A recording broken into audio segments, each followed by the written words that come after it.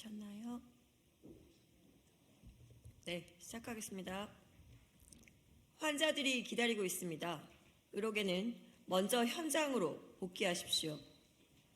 국민들께서 의료 대란 속에 치료를 받을 수 있는 병원을 찾아 헤매고 있습니다.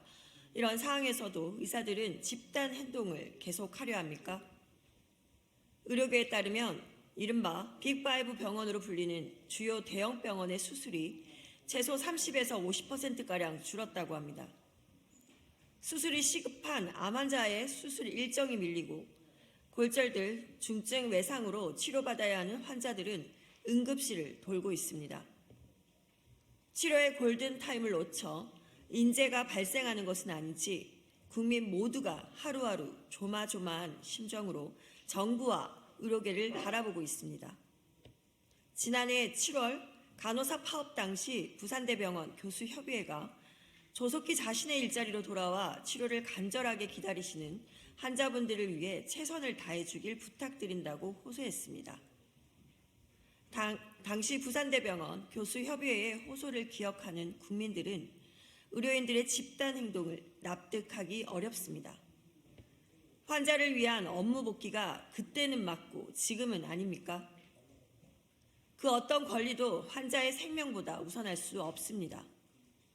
환자들의 고통을 외면하고 돌아서는 지금 의사들의 행동은 결코 국민의 공감을 얻을 수 없을 것입니다. 지금 이 시간에도 질병 속에 고통스러워하며 치료 가능한 병원을 찾아다니는 환자들을 생각해 주십시오. 환자 건강과 생명을 첫째로 생각해야 하는 히포크라테스 선서를 다시 한번 되새기며 조속히 업무에 복귀해 주실 것을 간곡히 호소드립니다.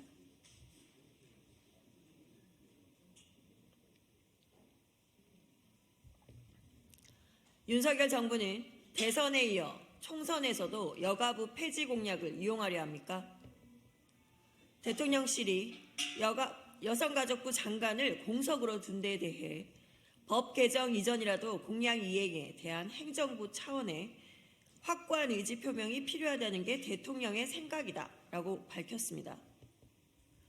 후임 여가부 장관을 임명하지 않은 것이 여가부의 식물부처와 기능 무력화를 넘어 아예 여가부를 폐지하는 수순을 밟으려는 대통령의 의지라니 기가 막힙니다.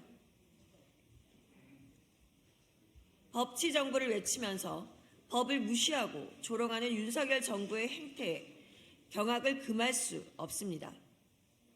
이렇게 얼굴 두꺼운 대통령은 처음입니다.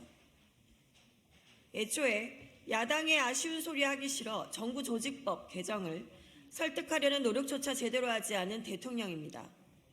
그런데 국회에 이어 법마저 무시하겠다니 이런 정부는 없습니다.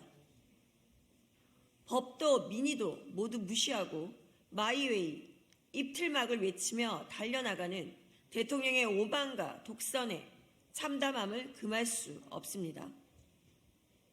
총선이 다가오니 지난 대선 때 여성가족부 폐지 7글자 공약처럼 다시 여가부 폐지 이슈로 보수적 성향의 국민에게 환심을 사려는 의도입니까? 국민 통합을 위해 앞장서야 할 대통령이 선거에 이기기 위해 남녀에게 혐오와 증오를 심어 싸움 붙이려고 하고 있으니 정말 파렴치합니다. 누구나 성별로 인해 차별받지 않는 사회를 위해 만들어진 여가부를 분열의 정치에 이용하려는 윤석열 대통령을 국민은 용서하지 않을 것입니다. 이상입니다.